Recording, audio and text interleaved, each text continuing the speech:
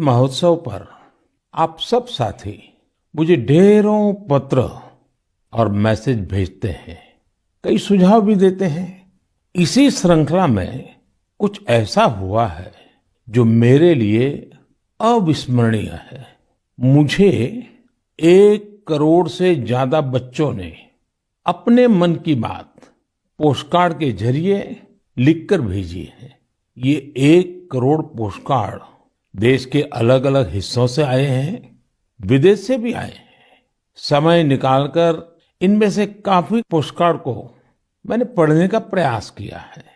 इन postcards में इस बात के दर्शन होते हैं कि देश के भविष्य के लिए हमारी नई पीढ़ी की सोच कितनी व्यापक और कितनी बड़ी है।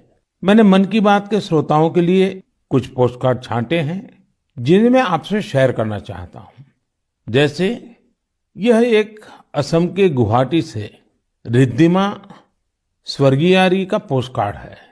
रिद्धिमा क्लास 7th की स्टूडेंट है और उन्होंने लिखा है कि वो आजादी के 100वें साल में एक ऐसा भारत देखना चाहती हैं जो दुनिया का सबसे स्वच्छ देश हो, आतंकवाद से पूरी तरह से मुक्त हो, 100% साक्षर देशों में शामिल हो, जीरो एक्सीडेंट कंट्री हो और सस्टेनेबल तकनीक से फूड सिक्योरिटी में सक्षम हो।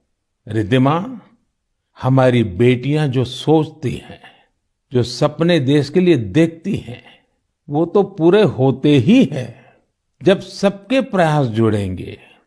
आपकी युवा पीढ़ी इसे लक्ष्य बनाकर काम करेगी तो आप भारत को जैसा बनाना चाहती हैं वैसे जरूर होगा। एक पोस्टकार्ड मुझे उत्तर प्रदेश के प्रयागराज की नव्या वर्मा का भी मिला है।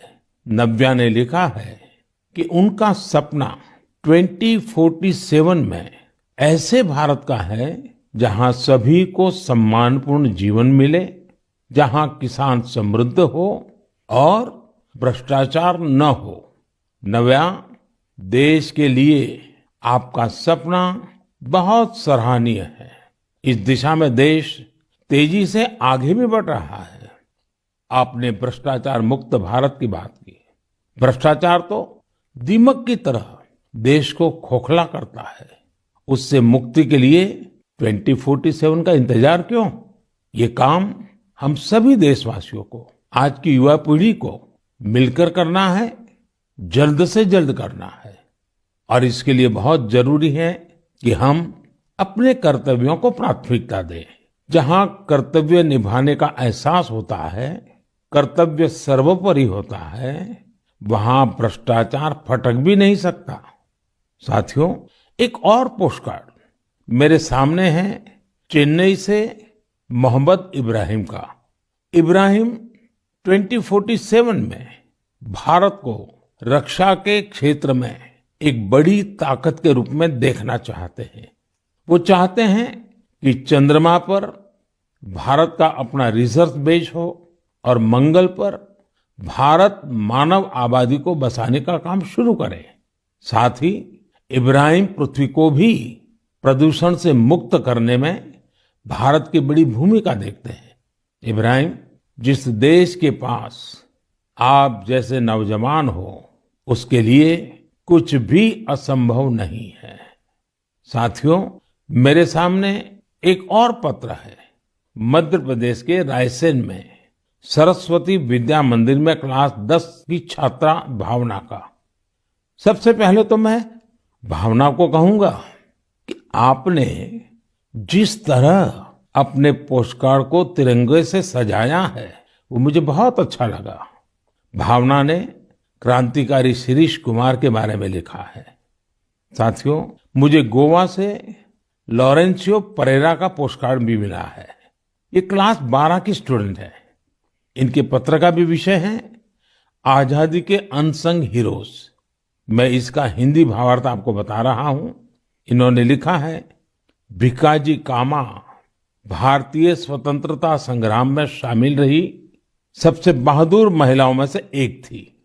उन्होंने बेटियों को सशक्त करने के लिए देश विदेश में बहुत से अभियान चलाए। अनेक प्रदर्शनियां लगाई। निश्चित तौर पर भीकाजी कामा स्वाधीनता आंदोलन की सबसे जाबाज महिलाओं में से एक थी। 1907 में उन्होंने जर्मनी में तिरंगा फहराया था। इस तिरंगे को डिजाइन करने में जिस व्यक्ति ने उनका साथ दिया था वो थे श्री श्यामजी कृष्ण वर्मा। श्री श्यामजी कृष्ण वर्मा जी का निधन 1930 में जेनेवा में हुआ था।